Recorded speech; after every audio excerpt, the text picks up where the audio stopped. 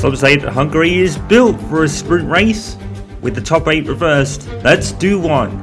It's the second race of the Hungary weekend in Formula 2 in 2020. The top 8 reversed after an outstanding feature race performance by Mick Schumacher, taking his second win of the season. And he's back in the championship lead after overtaking specialist Aiden Jackson. Struggled to the biggest degree, finishing only 11th after losing 10th to Julian Alesi in the middle of the race. And now actually getting overlapped by Dan Tickton by a good pit strategy, or at least a good outlap from Dan to take the 10th position. Alesi actually finished 9th. Rather than 10th. But here's the grid then. The top 8 reversed, meaning Felipe Dragovic and Marino Sato will start on the front row. Shout out to Marino Sato being one of the unsung heroes this season. Marcus Armstrong and Callum Ilott will line up at row 2 with Tsunoda and Zhou Guanyu, and Robert Shwartzman and Mick Schumacher will line up 7th and 8th place respectively. Jan Titten will start 10th alongside Aiden Jackson, and so on and so forth with Jack Aiken, Guillermo Zamaya, I think that's Artem Markelov, it is, Christian Lundgaard, Roy Nassani, Abraham Ashishita, Jehan Derivela, Sean Galal, Nikita Mazepin will be 21st because Pedro Piquet suffered an engine failure and was with the only retirement of the feature race, so he will start, of course, at the back of the grid. Well, Aiden Jackson has a lot more to do now with the points going down to 8th position. He actually finished in the points twice in Formula 3 last year, but it was the lower end points. But so far this weekend, he has a score of 0, meaning he lost the championship lead. And as we said in the feature race, this is just a track that Jackson has historically struggled at, and I think that really proved to be the case in the feature race. He even got overlapped in a pit stop by Dan Tickton. And really, I think Jackson just spent almost the whole race forming a train behind him. He just has not got the pace round here. It's something he might have to work on if he makes the step up to Formula 1 at any point in the future, because I think it's almost a given that he will end up in Formula 1 at some point. I don't think it'll be next year. There is very much a lack of seats available in his vicinity, as it were, with Aston Martin signing Sebastian Vettel for 2021 after he left Ferrari, or confirmed to be leaving Ferrari at the end of the season, of course. So Aston Martin's pretty out of the question. Williams are looking to sign Alex Albon to partner Nicholas Latifi next year, so that could be that out of the question. So where does Jackson really end up? He's part of the Mercedes Driver Academy, and that's why we mentioned Aston Martin and Williams specifically, even though Williams do have a driver academy of their own. They're also affiliated with Mercedes, and that's where Aiden Jackson is. So it seems to be all the Ferrari Academy drivers getting this possible seats at the moment. Mick Schumacher currently leading the championship. That will do his aspirations for his F1 future no harm at all if he wins the title. Obviously, you have to gain a certain number of super license points. Tsunoda could be looked at AlphaTauri next season if he finishes in the top 4, I believe. Jackson has to finish, or top 6. I think Jackson also has to finish top 6 or top 10, as he is the reigning F3 champion. And Mick Schumacher is the same. So they're the 3 that we're kind of looking at for, almost guaranteed F1 seats in the future anyway. Next season seems unlikely. Guanyu Zhou could also be a bit of a left field pick, as he's doing rather well at the moment. Marino Sato, like we said, is the unsung hero of the year, but I don't think he'll have the super license points necessary. But he's still having a great year. Julian Alesi certainly having a good year as well. And here we go then, the sprint race, the top 8 reversed, 5 red lights, green flag at the back, it is lights out, and away we go for the sprint race here this weekend. Guanyu Zhou looked to have a good start there. Well, where did he come from? There he is, he got up to 3rd place. What a start by Guanyu Zhou. Meanwhile, Dragovic, oh, and there's Mick Schumacher diving down the inside. Oh my word, he's going straight into 3rd, is he? He's side by side with Guanyu Zhou, and there's Aiden Jackson as well. Jackson and Schumacher have made tremendous starts. Schumacher's still out side by side with Zhou. Aiden Jackson is up to 6th. Check this, 6th from 11th on the grid. And the 2 main championship protagonists for the year so far have had the ones having the great starts. Dragovic still leads from Sato. As we go down to turn 4, Schumacher is still side by side with Zhou Guanyu. And he's going to get the inside line, and that's probably going to confirm it to 3rd place. What a start once again by Mick Schumacher. There's a piece of debris there that fell off a car. I'm not sure who that was. It might have been it may have been the ART of Armstrong, I believe. He might have merely hit Jackson there in 7th place. That's going to be really unfortunate for him, because I think he made a great start too. Rest of the pieces. So here we are then, top 8 as we enter the second sector. It's Felipe Drugovich from Rio Sato, and then we got Schumacher, then Joe Guan Yu, Aiden Jackson, Marcus Armstrong, Callum Ilott and Yuki Tsunoda. That is your top 8. Robert Shwartzman has fallen out of the points, and it seems, unfortunately for him, it could be normal service resumed. There is an ART going into the pits, and it is Marcus Armstrong that pitted, so I'm assuming he hit Jackson maybe, and lost his front wing. I think that's what happened. It looked like that from the angle we saw. Hopefully we'll get a replay, and I hope we get a replay of the stunning start from Mick Schumacher and Aiden Jackson in particular, because they flew off the line, particularly Jackson. Schumacher up to 3rd, Jackson up to 6th, from 11th on the grid. What a start he had. And it's going to be an unfortunate situation here for Marcus Armstrong. He might even fall a lap behind. It's taking some time to put the wheels on the car. The front wheels were still being changed there, and he's out of the pits now. So that's pretty much the end of his race. He's going to be no comeback from there. And there's Aiden Jackson now right on the back of Guan Yu Zhou, but he has lost the car momentarily there. So here's the replay of the start from Schumacher. This is going to be something to witness, isn't it? Okay, so he doesn't get off away too well. Schwarzman does. Schwarzman gets away tremendously. Schumacher just sees a gap on the right-hand side and dive bombs completely down the inside. Guan Yu Zhou breaks really early there, and I think that's what gave Schumacher the impetus to go up the inside into turn 1, and they were still side by side for about 3 further corners. So Schumacher hanging around the outside. There's Zhou on the inside. Then he turns to the outside for turn 3, and they're still going side by side down the straight, I think. And this is some battle that Schumacher's having here, and it should, into turn 4, go into turn 5, and that should be the passing move completed. It certainly is.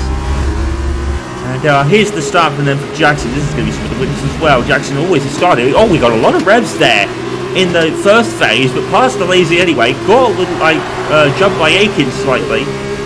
And how does he pass all these cars? He does. He goes down the inside. He follows Schumacher, literally follows him down the inside of turn 1 and makes up all the positions, because Guan Yu Zhou, I think that was caused by Guan Yu Zhou braking very much early into turn 2. And Schumacher and Jackson had a gap down the inside to exploit and make up some places. And that's exactly what Aiden Jackson needs, because he didn't score in the feature race. And already, look, Schumacher is right up behind Marino Sato with DRS. But unfortunately, Sato is receiving DRS from Drugovich ahead. So I think Schumacher's going to probably struggle to get any further. But that's still a great impetus for his championship. This is exactly where it needs to be. It's all falling into place for Mick Schumacher so far this season. He may not have had a great weekend in Silverstone, but Hungary is really a good hunting ground for him, it seems. He won the sprint race last year, of course. I don't think he's going to do that this year, unless he passes Sato in some quick time. But once again, Aiden Jackson's aggressiveness has got him a bunch of positions. He's up to P5, not P6, but that's great for him. Considering he scored no points in the feature race. That's exactly what he needed to do, get into a points playing position, and he's done so. But unfortunately, with Jackson's weaknesses at this track, he's already fallen out of DRS and then some by Guan Yu Zhou. So obviously that's going to cause a problem. Schumacher having high revs there as we went on board with him in the second sector as we approach the end of the lap. Lap 4 DRS is enabled, only 14 laps in this sprint race. It is a fast one when you consider. And Drugovich now just needs to hold on. It's going to be another sprint race rookie win for Felipe Drugovich.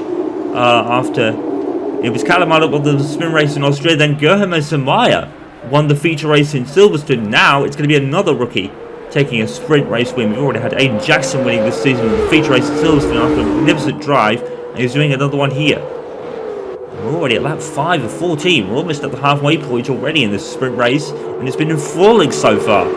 I think it was, we didn't get a replay of the collision with Marcus Armstrong there that made him lose his front wing. I'm assuming it was Jackson, because I think he was in the same vicinity around Jackson from where we saw, so we'll have to probably look back at that later. We haven't got a replay, unfortunately. but I'm pretty sure it was Jackson that he made contact with, losing his front wing. That change for Armstrong has put Robert Shwartzman into the points, and at 1 point for 8th place in the sprint race. Callum Ilott continues to put points on the board, but he's really not been one of the main championship protagonists we thought he was. Alongside Shwartzman, Ilott and Shwartzman have definitely had below par years so far. We're only at the halfway stage, but there's only 6 venues, of course. But Ilott and Shwartzman certainly haven't had the seasons we were expecting. It's been all about really Schumacher and to some cases Jackson, actually. But Schumacher's definitely on a resurgence of form at the moment and just absolutely walking, and that start will be perfect. And he'll really reel back in that championship lead that he lost. He already has the lead, of course. So if was to finish here, as it is, I think Schumacher would gain another 2 points on Jackson if Jackson does the fastest lap at any point. Schumacher right with the leaders. He could really have a chance here, but the DRS train effect is going to really hamper his progress as Callum Ilott goes down the inside of Aiden Jackson. We've got Aiden Jackson being passed by a car again. He ran really wide at the turn. Well, we didn't see how that turned out. There they are. And there was Tsunoda taking advantage of that. So something happened. Callum Ilott's locked up, and Tsunoda has taken it from Ilott, I think. But Tsunoda has kept out of Shwartzman, so there is a bit of a battle going on here as Jackson forms another train in this race. It's rather unfortunate, to be honest. But Callum Ilott almost losing a position to Tsunoda there. I'm not sure what happened. Jackson kept his position, but it took him an age to get round turn 1. And Jackson was struggling in turn 1 in the feature race at some point. He had to kind of turn the car twice to try and get it around.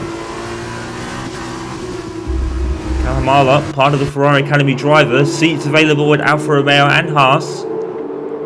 For the moment, no one's really confirmed. It is rumoured that Haas will change their driver lineup completely by dropping Grosjean and Magnussen later this year. I'm not seeing how that would be beneficial, really. They have had their blows before. Well, the start of the race for me, Mick Schumacher right on the tail of the leaders now. He is right there, but that yellow flag. Oh no! Oh, Schumacher! Schumacher with an engine failure! Oh, have I jinxed him? Commentator's curse on Mick Schumacher! Following up with the sprint race last year, he won it. This year he gets no points for a fantastic effort. He was challenging the leaders. And hard luck for Schumacher. I may have put a commentator's curse on him, I hope not. But in any case, Schumacher is out of this race, and that now means, with the positions as they are, he will keep the championship lead on the basis of being ahead of Jackson more, because Schumacher has 2 wins and Jackson has 1. So Schumacher will be ahead on the wins countback, because Jackson, if he finishes where he is, will draw level with Schumacher on points going into Belgium, which is going to be very interesting, because that's a kind of Schumacher home away from home. We all know the great Michael Schumacher won almost countless times at the Belgian Grand Prix. He even had 1 win that was taken away from him for a floor infringement. But that really releases Dragovic and Sato to fight for the lead, because Schumacher was absolutely storming it up to that point. He was right on the back of Sato. And now, unfortunately, he's out of this race with an engine failure. It was bound to happen, but it was the worst case luck, really, because he had such a great start. Mick Schumacher, bad luck on this occasion. Obviously, in the Silverstone weekend, it was more a Prema team error by putting him on the wet tyres. But then Schumacher didn't really make a call to make the dry tyres either, so it could be a bit of both in that instance. But here, it's no one's fault. It's engine failure related. And he's out of this race. And that puts Aiden Jackson up into P4 then. And he will draw level with Schumacher if he finishes there. But whether he will finish there remains to be seen. One thing about Jackson is his car is particularly good in a straight line, because even though he's not having DRS, he's not getting absolutely swamped by those behind. The equal spec cars do attest to that as well, of course. Jackson's just all over the road. He just doesn't feel it. I think Jackson just lacks confidence around here. It's something he'll have to work on in the future. But every driver has a weak track, That is to be known. And Hungary is just Jackson's, I guess. It'll be interesting to see how he does at Monaco if he does make it into F1. And Singapore, for that matter. Because Monaco and Singapore are very similar to Hungary. Hungary is Monaco without the barriers, usually. So it could be just high downforce tracks that Jackson struggles with. But there's very minimal adjustments you can make on an F2 vehicle. So it is unusual to see Jackson struggling at Hungary again. He did struggle last year, of course. Poor Marcus Armstrong's had the worst luck. He's on the soft tyres, making no inroads on those ahead. Although, to be fair, those ahead are in a Jackson trade at the moment, so that might help him. But he might have to pit again because he's on the soft tyres. They're not going to last to the end of this race. So it looks like Marcus Armstrong might have to pit again. Unfortunately, he's not going to do a Charles Leclerc from Bahrain in 2017 or 2018. I think it was 2017. That Charles Leclerc put on the soft tyres in a sprint race, was down at the back of the field and won the race. Some stunning overtakes, very much like Aiden Jackson did at Silverstone feature race, except that one was in the rain. Well, there is Sean Galal, and there's the Jackson train, and Marcus Armstrong isn't really catching them as such. Any position could be made here. If it was overtaking was more potent in here, we'd probably have a lot more overtakes, because this train that Jackson is forming is pretty much staying in line, and that helps Jackson out immensely. J.R. Deruvala out of position again. He seems to have had a poor weekend. He was down in P19 on the feature race grid. Now he's down at the back of the grid again. And Armstrong is coming into the pit, so those tyres are dead. He has absolutely shot those tyres into the ground. He will now go a lap down, more than likely. And what a bad call by ART. I mean, why didn't they just replace the front wing and leave the tyres? You can do that. You don't necessarily have to change the tyres. It was like 2005 in F1 when they had that rule. He's putting the mediums back on now. Formula 2 runs less tyres than Formula 1 does. So is he running the tyres he started the race with?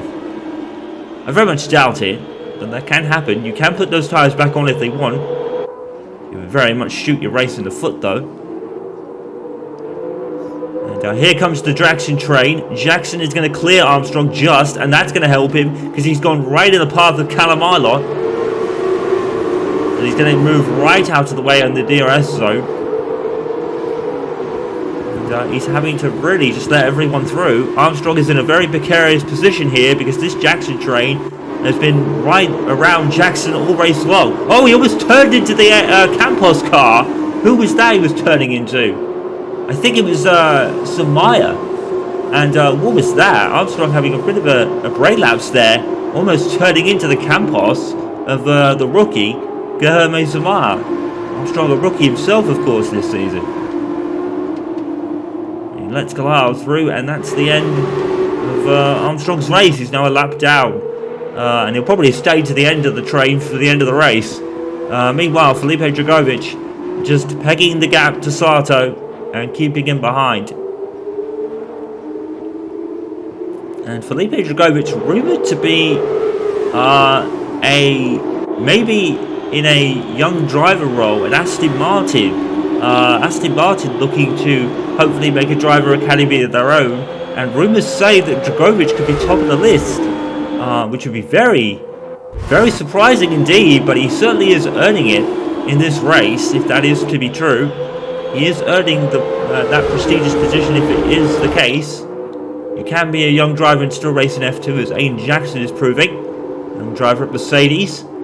And very much worthy of that recognition, although this weekend Jackson has struggled to even get ahead of people. He's been passed at least once. And he was twice there by Ilott earlier, but he's held the position and he will go joint championship leader with Mick Schumacher if things stay as they are. But Schumacher will be ahead on the number of wins, as he has won twice in the feature race at Austria and the feature race this weekend. Jackson has one feature race win at the Silverstone feature race, one that Schumacher didn't win because Kramer had the wrong tyres on his car. And well, that's hugely unfortunate for Schumacher, really. Such a great weekend he's had. Once again, Mick Schumacher coming good in the second season for the moment. And very much like his Formula 3 Europe fight back in the second half. Although, to be fair to Schumacher this year, he's been quick right out of the blocks. It took him half a year in F3 to start fighting for the title, and then he did. He nicked it from right under his former rival Dan Ticktum's nose. Speaking of Dan Ticktum, he's now P9. As, Jack Aitken is ahead of him, as is Robert Shwartzman, who now moves up to 7th with Schumacher's retirement. Lap 12 of just 14, and Felipe Drugovich is doing great here. Zhou Guanyu, I think he might be catching these two, but because Sato will always have DRS behind, it might just have him peg away from Zhou Guanyu towards the end of this race. We haven't had a fastest lap update. I think it went to Zhou Guanyu on the 2nd or 3rd lap, I believe.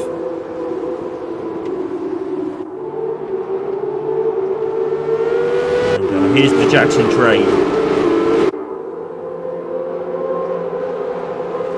He does seem to get away on the straights, Jackson. He's certainly got good straight line speed in that car. So that can't be understated. That's probably what's keeping him ahead of these drivers at the moment. If he could just have a dose of DRS, it might peg him away. Unfortunately, Guan Yu is, I think that's 8 seconds up the road from Jackson there. And Armstrong is pretty much confined to the back of the straight now. He can't really unlap himself. He's not really shown enough pace to be allowed to unlap himself.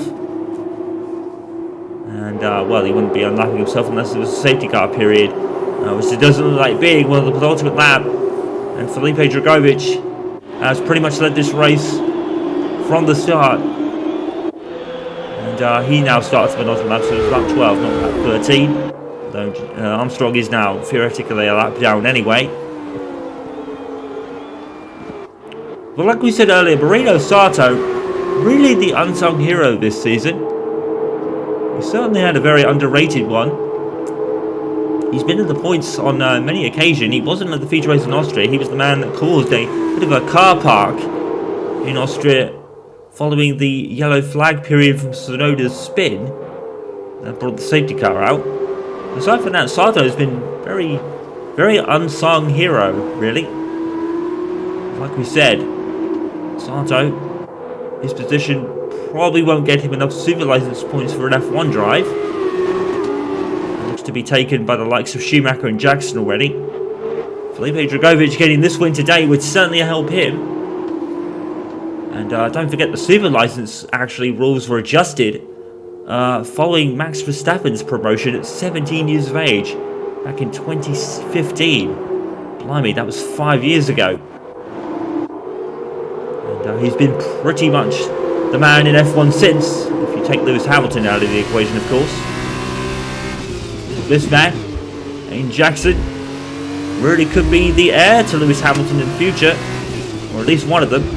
This one's being George Russell and Lando Norris. And if he keeps this up, Aiden Jackson could be following the likes of Lando Norris and George Russell sooner rather than later. But will there be a seat? That's the question. If there is a seat, it'll probably be mostly in a reserve role. Currently, Nick de Vries, Formula 2 champion from 2018, I believe. De Vries. It was Dam's lot. No, I think it was Nick de Vries last year, wasn't it? It was last year. 2018 was George Russell, I think. 2019 was Nick de Vries. Didn't get a seat out of it. He got. I think the best he got was a Mercedes reserve drive last year. So. It's very unlikely that they'll part with Nick de Vries, so if Jackson is to go anywhere, it would be possibly reserve driver for Aston Martin or Williams, maybe. Williams do already have Jack Aitken on their books. Anyway, back to the race today then. Felipe Drugovich is starting to pull away from Marino Sato. He's had a stunning lap, last couple of laps. I think he might take the fastest lap here, because he's absolutely flying. He's grown to within a second of Marino Sato. He's left the best till last for Felipe Drugovich, coming round in the MP Motorsport car to win the Hungary sprint race. Drugovich has controlled it from the start, and he's absolutely running away from Sato now. Felipe Drugovich, the rookie, takes his first win of Formula 2 in a sprint race, following from Guillermo Samar last time out. Jackson gets driver of the day on us, no surprise there. And I think the fastest lap went to Guan Yu's show, I believe. Zhou Guan Yu is taking it, I think, because he was actually catching Sato there. Oh, that's unfortunate. Zhu and Dragovic pretty much putting on their late spurts till last. Zhu has taken the fastest lap, I believe, but it's Felipe Dragovic for MP Motorsport that takes the win today. I think... No, it'd be Callum Ilott counter for UNI, and yeah. So that's their first win of the season then, and it was as you were for the rest. Only Mick Schumacher dropping out in the middle of the race. It was Zhou Guan Yu that took the fastest lap then. He will get an extra 2 points on top of the 10 he earned already, putting level Moreno Sato on points. Aiden Jackson's 8 points there, absolutely crucial, because I believe that puts him level with Schumacher in the standings, but Schumacher, as we said, will take the lead on count back of wins. And the big loser today, I don't think there is one. I think the big loser was Schumacher, to be honest, but that was through no fault of his own. Schwarzman started where he finished in the end, but he lost position at the start to Jackson, who was just high. He actually lost 2, with Jackson and Schumacher both rocketing off the start. Marcus Armstrong, poor guy, hitting Aiden Jackson and losing his front wing, and he finished last a lap down. And that is as you were then. And Dragovic is only 3 points behind the 2 leaders, and Callum Ilott isn't too far behind either.